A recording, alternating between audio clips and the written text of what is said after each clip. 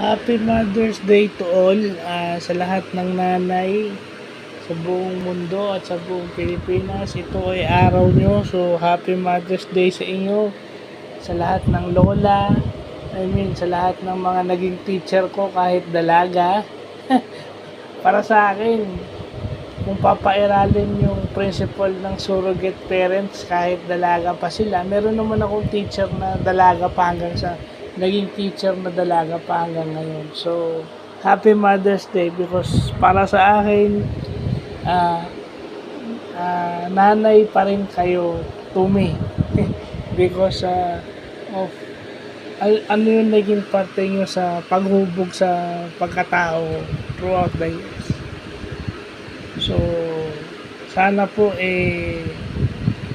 ang araw na to maging memorable sa inyo kahit saan kayo naroroon, whether nasa bahay o nasa ibang bansa o kung saan man kayo sa mga oras na to. So, Happy Mother's Day to all and